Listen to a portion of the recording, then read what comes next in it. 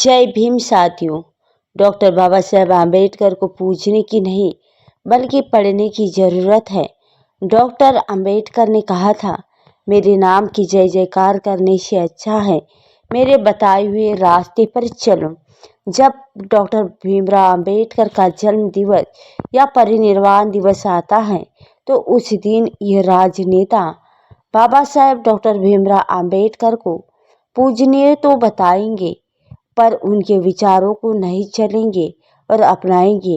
वे बाबा साहेब का चित्र लगाएंगे, उस पर माला अर्पण करेंगे और उसके आगे नतमस्तक भी होंगे, पर उनके विचार पर भी नहीं चलेंगे। असल में वे संविधान के मूल्यों को ताक पर रखकर समानता, न्याय और सम्मान के अधिकार की बात की।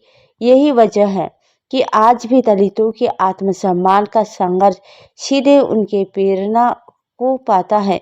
और संक्षेप में अगर कहा जाए तो बाबा साहेब डॉक्टर भीमराव आम्बेडकर ही है जिन्होंने सबसे पहले ज़्यादा दमित और अन्याय सहने वाले दलित एवं स्त्री समुदाय के सम्मान के लिए उनके लिए हक की लड़ाई लड़ी और आंदोलन किए। इसलिए वे इस सदी में महानायक के रूप में दुनिया में जाने जाते हैं। इसलिए यह कहने में कोई अतिशयोक्ति नहीं होगी कि बाबा साहेब भीमराव आम्बेडकर ने जिस मानवतावादी विचारधाराओं के लिए आजीवन लोगों को प्रेरित किया वह आज भी प्रासंगिक है।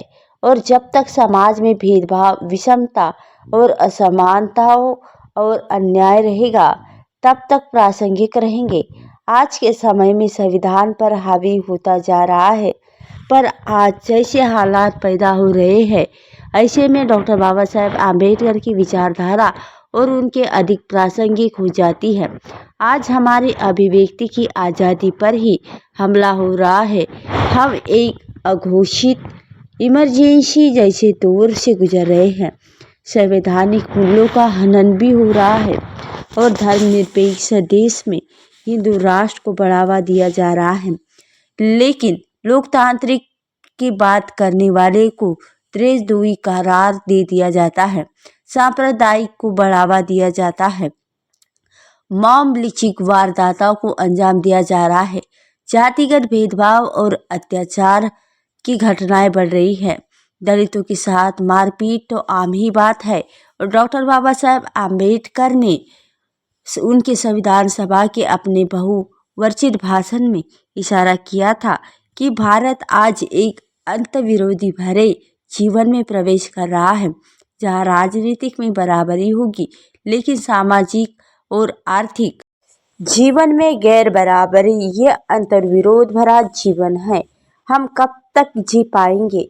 यह तय है कि यदि हम लंबे समय तक सामाजिक लोकतंत्र से वंचित रहे तो हमारा राजनीतिक लोकतंत्र भी खतरे में पड़ जाएगा। गौरतलब है कि हाल ही में 4 दिसंबर 2024 को दिल्ली में दलितों के में उनके पड़ाव अधिकारों और उनके सामाजिक न्याय के लिए अनेक संगठनों ने मिलकर दिल्ली के जंतर मंतर और उनके अधिकारों और उनके सामाजिक न्याय में धरना प्रदर्शन किया और दलितों की मांगों को लेकर राष्ट्रपति द्रौपदी मुर्मू को साफ छूप यह संगठन दलित अधिकारों की बात कर रहे थे और दलितों के लिए सामाजिक न्याय की मांग कर रहे थे, दलितों के लिए भूमि की मांग कर रहे थे और साथ ही में निजीकरण और उनका विरोध कर रहे थे, निजी क्षेत्र में आरक्षण की मांग भी कर रहे थे। और ये सब इसलिए कि दलितों को भी संविधान प्रदत्त समान अधिकार मिले और उन्हें भी मानवीय गरिमा के साथ जीने का हक मिले, यानी बराबरी का हक मिले, उन्हें न्याय मिले, स्वतंत्रता मिले। और स्पष्ट है कि यदि देश में सभी लोगों ने संविधान को अपनाया होता तो बाबा साहेब की विचारधारा को अपनाया होता तो आज दलितों को अपने अधिकारों के लिए, न्याय के लिए जंतर मंतर पर धरना प्रदर्शन करने की आवश्यकता नहीं होती।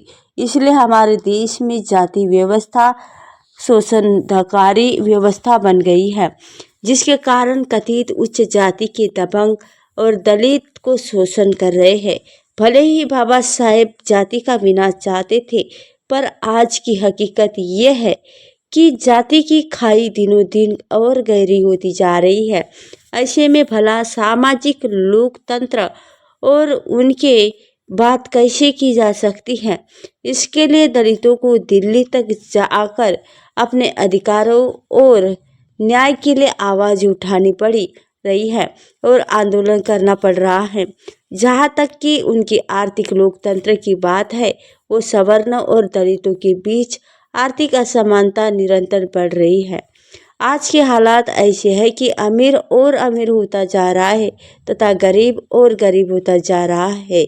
इसलिए आज की सच्चाई ये है कि देश के 10% लोगों के पास देश की 90% संपत्ति है और संपत्ति और संसाधनों का ये असमान वितरण अमीर और गरीब के बीच और अधिक दूरियां बढ़ा रहा है।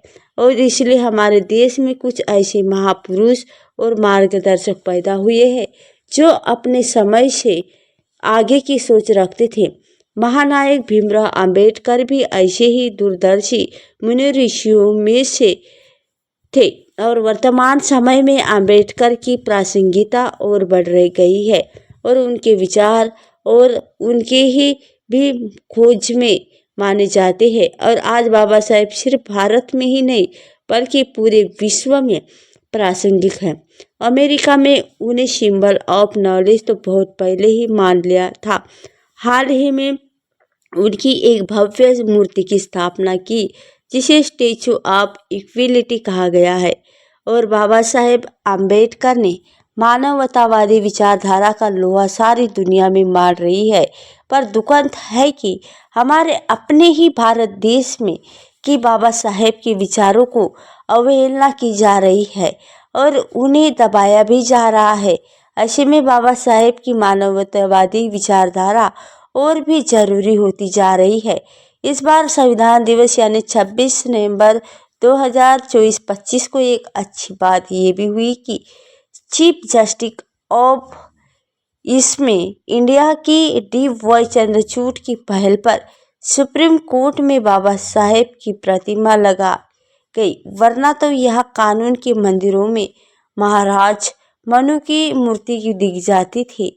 और डॉक्टर बाबा साहेब आम्बेडकर द्वारा कहे गए कथन को मैं दोहराना चाहती हूँ। मेरा नाम की जय जयकार करने से अच्छा है मेरे बताए हुए रास्ते पर चलो। ये एक शक्तिशाली कथन है।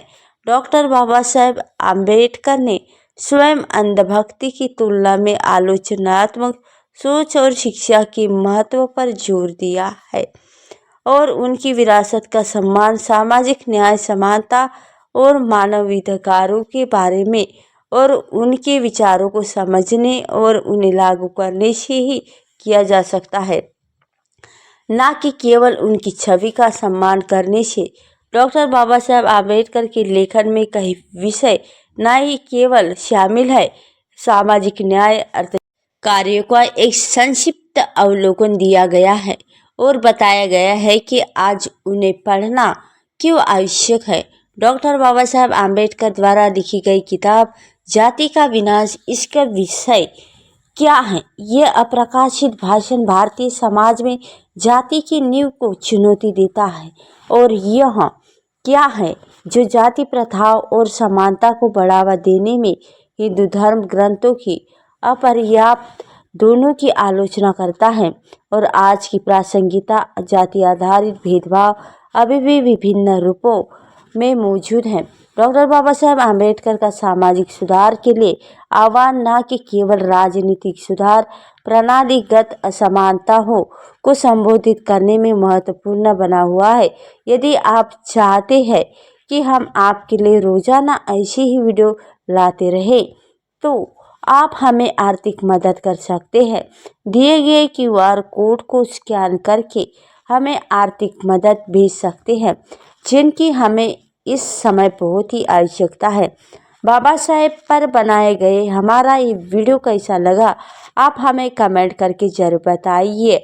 अगर आपको पसंद